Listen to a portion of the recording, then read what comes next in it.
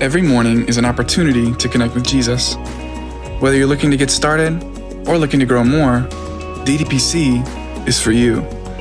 Join us as we connect with Jesus together.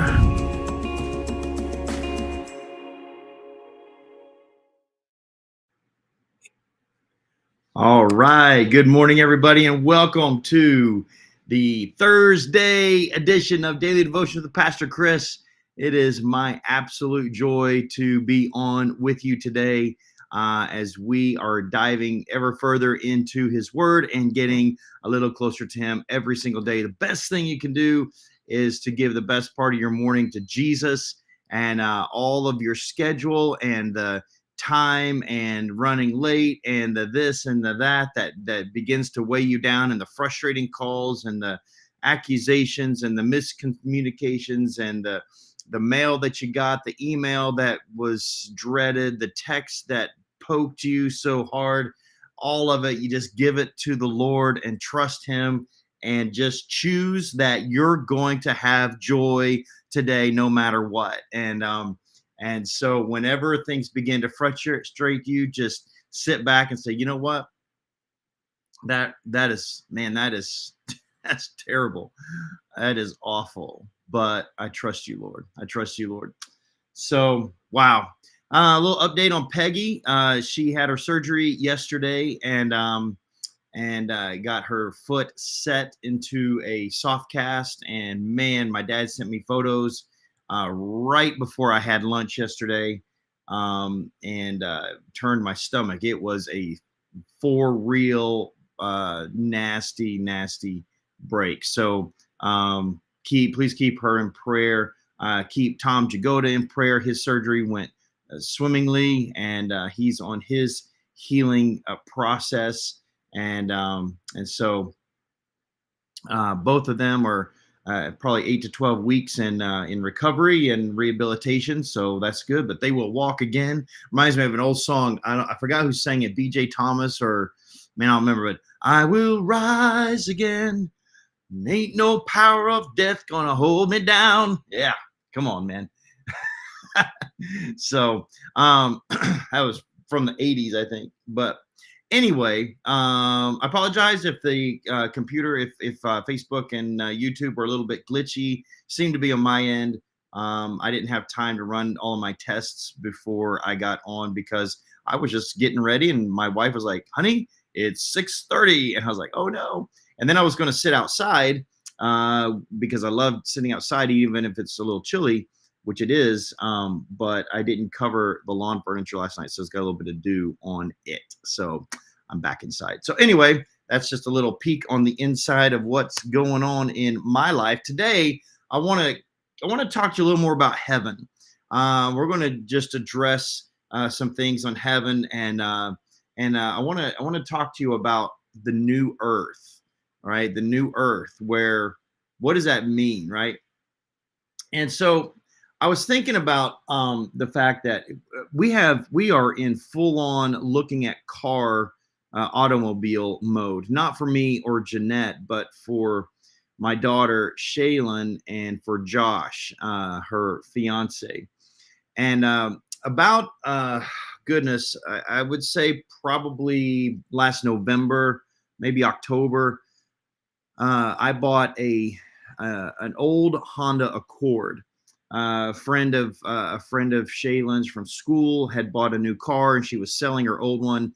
Had 200,000 miles on it, but she was selling it for $1,000. And as you know, this car market is saturated with need, and it is short on inventory, and so the cost, the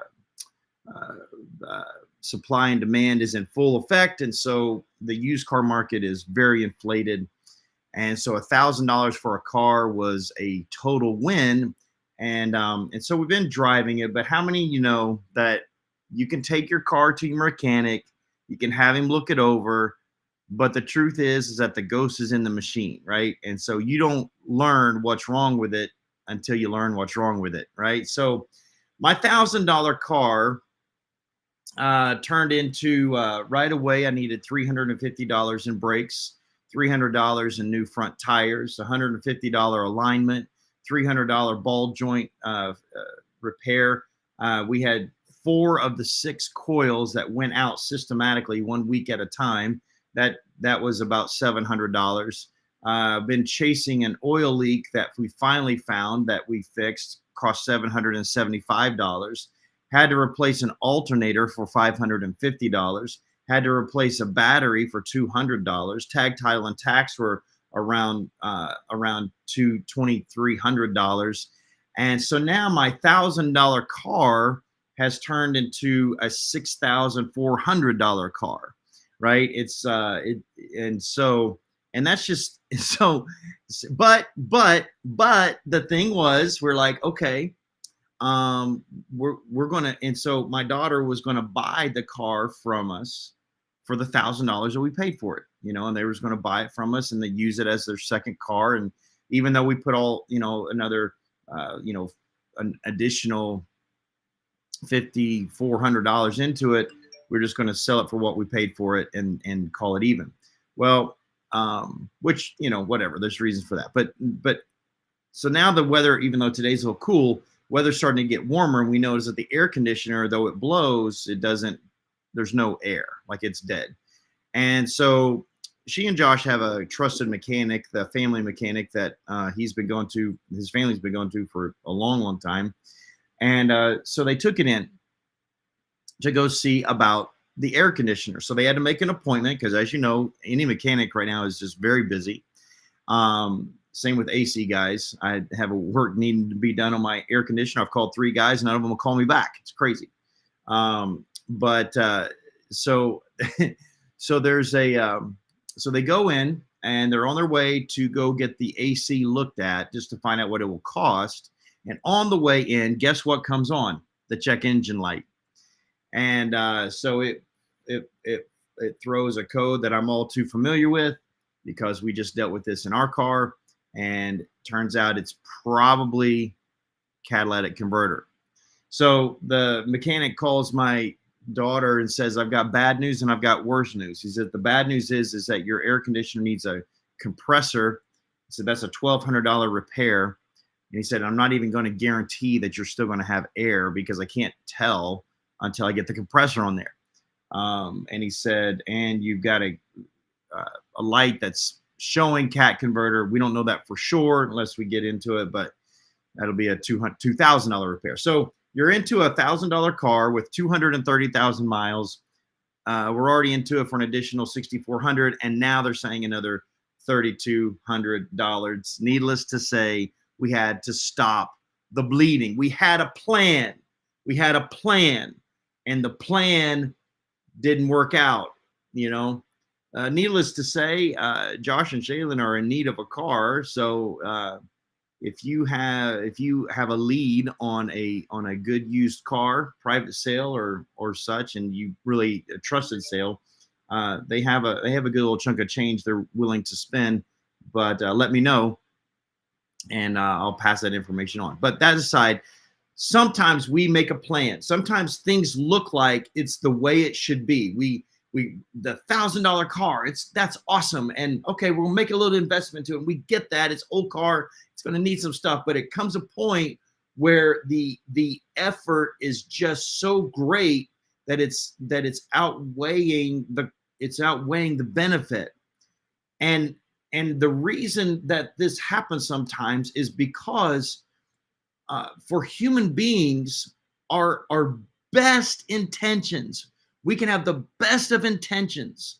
We have the best laid plans, but at the end of the day, they're all flawed in some way.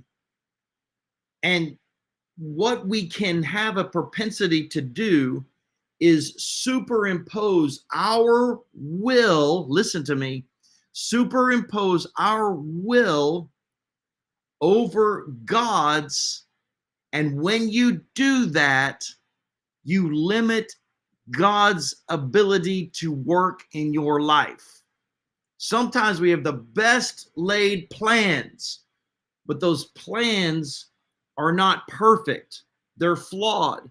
But God's plans are always perfect. So when God intends to do something, one way or another, it's going to happen. So when we started talking about heaven yesterday, we started talking about what heaven would be like. And we need to understand that God's perfect plan was not earth as you know it today. God's original intention was stopped because man laid his plan over God's. God in Genesis chapter 1, verse 31, created the universe and everything that's in it. That's what the Bible tells us. And it says in verse 31 that God saw all that he had made, and he said, "This is very good." That means that everything that he made was exactly how he intended for it to be made. So man is granted dominion or power or leadership over a very good, well-intended, perfect world, right? A world where no death exists, no sickness prevails, no sin abounding, no sinful nature, no struggle. That's how God designed it. He designed it perfect. So had Adam and Eve not ever partaken of the forbidden fruit, and we could talk about why there was forbidden fruit in there someday, but the assumption is that man, had they never partaken of that man would still be living in that earthly paradise, in a perfect world, that instead of a land where you're having to kill weeds that grow in your yard would flourish with vegetables and beautiful fruit and thriving plants. Man would have leisurely enjoyed exercising dominion over God's creation. The animal kingdom would have lived in total submission to man as its caretaker, enjoying peace and harmony within itself. But sadly, man put his plan in front of God's. And his plan and man's plan has cost man dearly, because the perfect world was lost forever. Or was it? You see, we serve a God of redemption. That means he exchanges something for something better. So Jesus came as the Redeemer, exchanging your sin for his righteousness. And I want to show you today that in addition to that, God's plan of a perfect earth will one day return. Because to you and me, intentions are just intentions. It's said that the road to hell is paved with them. It's paved with good intentions from man. We set out to do our best, but when things don't work out, we simply change our plan. We change our intention. We move on. But that's not how God works. God is perfect. His plan is perfect and his intentions are perfect. So even though we come in and we mess it all up, he will still find a way, without compromising his holiness and his righteousness, and without exerting his dominance over creation, but still creating a love relationship between God and man, still creating a voluntary path for you to be a part of his plan. See, he could force it, but he doesn't. That's why the tree of the knowledge of good and evil was there, as forbidden fruit. You had to choose. But God's intentions are perfect, which means they cannot be improved upon. And so they've never changed. So taking that logic into account, if earth was intended by God to be our heaven, if that's what God's original intent was, then shouldn't we expect that earth will end up being heaven? Exactly, right? That's what it was. So the Bible begins with God creating earth to be man's eternal abode, eternal home. That's what he created earth to be. That's where we were going to live for all of eternity with him. The Bible starts that way. And guess what? The Bible ends that way, with God returning to his original plan by creating a new earth to be man's eternal home. That's where it ends. See, the Bible ends where it began, with God coming back to his original plan, the perfect plan.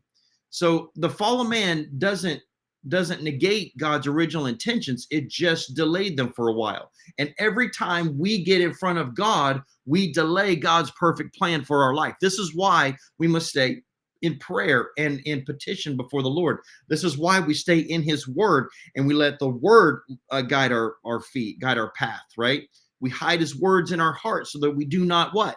Sin against God, therefore subverting his plan for our life. How many of you know you have suffered dearly in this life because you got in the way and you made your own plan? And when you made your own plan, you diverted from God's plan. And then somewhere on the journey, you came back into relationship with God. And now there's this chasm, there's this hole in your life of mistake and consequence that you wish you didn't do, but you did because your will got in front of his. And that is how mankind is. But right now, you and I live in a time of redemption, a time of grace, God blessing you with things you don't deserve, and mercy, or God protecting you from the things you do deserve. And so God is set out to seek and save the lost due to the mistakes we made back in the garden. So when history is complete, when redemption is complete, the moment the last of mankind has been resurrected and judged in Revelation 20, I want to read this to you. Revelation chapter 20, verse 11. Here's what John the Revelator saw in his vision.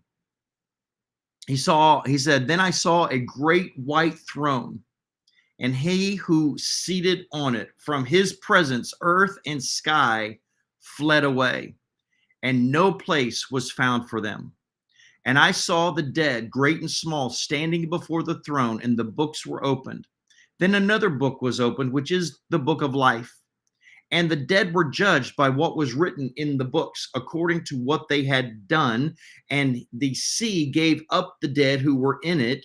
Death and Hades gave up the dead who were in them, and they were judged, even each one of them, according to what they had done.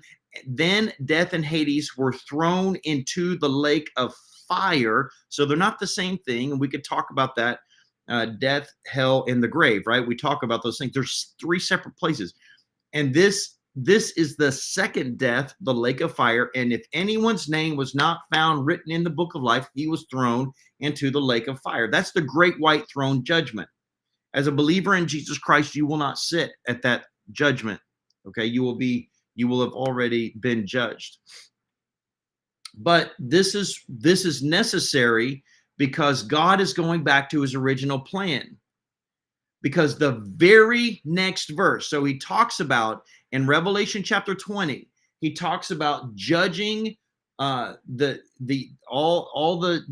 dead, right? The dead who'd fallen into the sea, the dead who were in Hades, the dead, the spiritually dead who were on the earth, every that were still here in a post-trib fashion that fell to Antichrist and all that. He's going to judge all, and they will all suffer the second death, which is eternal flames in the lake of fire. Now, the very next verse, God goes back to his perfect original plan. And John writes in Revelation chapter 21, verse 1, then I saw a new heaven and a new earth, for the old heaven, that's where he lives, the old heaven and the old earth, that's where we live, had disappeared. Right? So then, okay, so they look at Peter. Peter says it this way in 2 Peter chapter 3, verse 13. It says, but we are looking forward to a new heaven and new earth as he promised. Okay. And where he promised this, right? Now, what's Peter talking about? Because John the Revelator has not written Revelation yet. So how does Peter know that he's already promised a new heaven and a new earth? And he says that he has promised a world filled with God's righteousness. That's 2 Peter 3:13. How does Peter know about the new heaven and the new earth? Because he's a student of Scripture. And Isaiah, hundreds of years prior, the prophet Isaiah said this. He said of God, God spoke through Isaiah and said, see, I will create new heavens and a new earth. Isaiah 65:17. So despite all of the fall of man, God's original plan will be fulfilled. God started with a perfect plan. He will end with a perfect plan. He wanted a perfect earth for you and I to live in forever, the garden, and he will end with a perfect earth for you and I to live in forever, a garden. Now, none of us should be surprised by this. Jesus, in his most famous sermon that he ever delivered, the Sermon on the Mount, said this. He said, the meek shall inherit what? The earth. The meek shall inherit the earth. I don't want this earth. This one, I don't want it. It's corrupt. It's brutal. It's filled with danger. That's Matthew 5:5.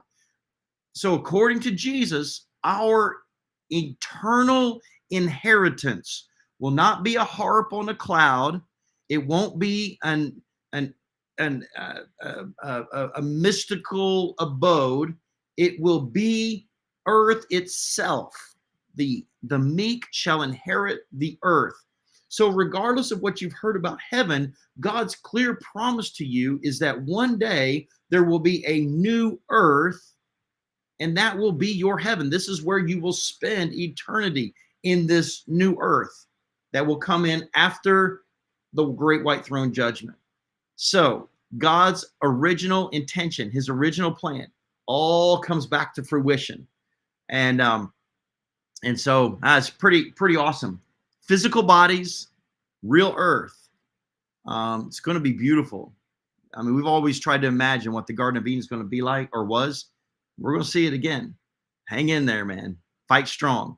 So be encouraged, man. All the beauty that you see today. Do you know when it talks about heaven, there's stories of people who've gone to heaven and they've given the heaven of today where Jesus is, and they've spoken about creatures that they've never seen before, colors that they've never seen on earth. I mean, colors. I work with graphics. I work with millions of colors, and there's colors that we have never experienced before. Isn't that crazy? It's like everything's new. Did you know you get a new name when you go to heaven? You have a new body, you have a new name, you have a new earth, you have new colors, you have new creatures, you have a new you. It is all new, and it's fresh, and it's exciting, and it's all wonderful, and it's going to be mind-blowing, absolutely mind-blowing. We have that to look forward to.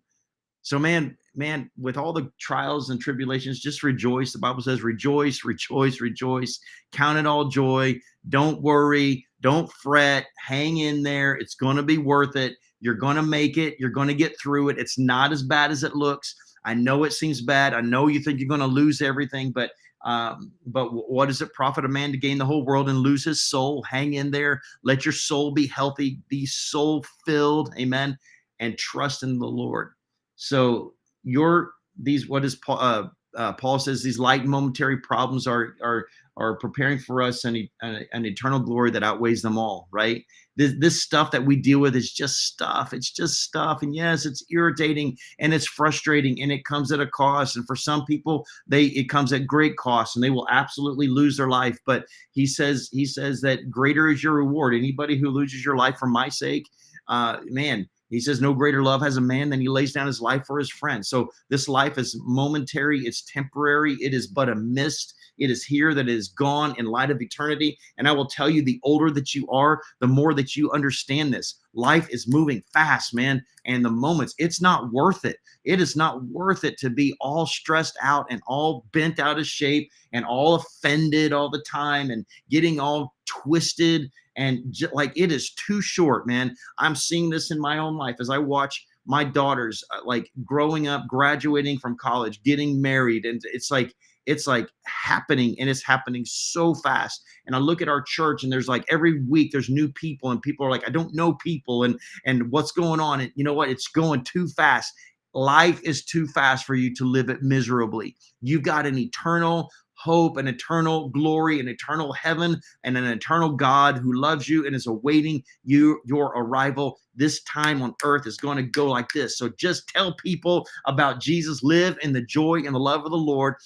Take on the love of God, and let Jesus just reign inside of you. Amen. So I don't know. That's a lot today. I went way long. I hope that you're still with me. God bless you. Have an amazing day. If you got to go, you got to go. But let me say hi really quick to Melissa and John and my dad and Tom and Colette and Renee and Leah and Kim and Cindy and Joe Duhamel and Alina. God bless you. And Jean and John Cookson. God bless, buddy. John Moylan is on, I see. So, hey, man, good to see you, brother. Literally my brother, brother-in-law. Denise and Yvonne, God bless you guys. Good to see you today. Nice to have you on, Bill Soderberg. God bless you. Good to see all of you guys on the Facebook stream here. See a few of you on YouTube as well. Narda, nice to see you. Welcome. Scott Dobler, nice to have you on, bud. Len Pace, always good to see you. Such a blessing to me, man. You have no idea. You have no idea. But you are Daniel. Good to see you, bud. Daniel Ozovikas. Nice to see you today as well.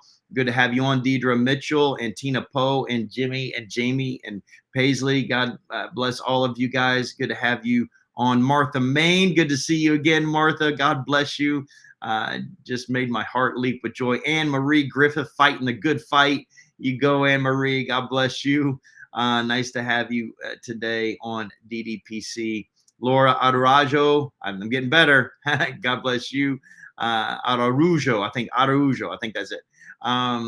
Scott Blakeman, good to see you. Tara Menard, Jacqueline Campoli, Rocco Baldino.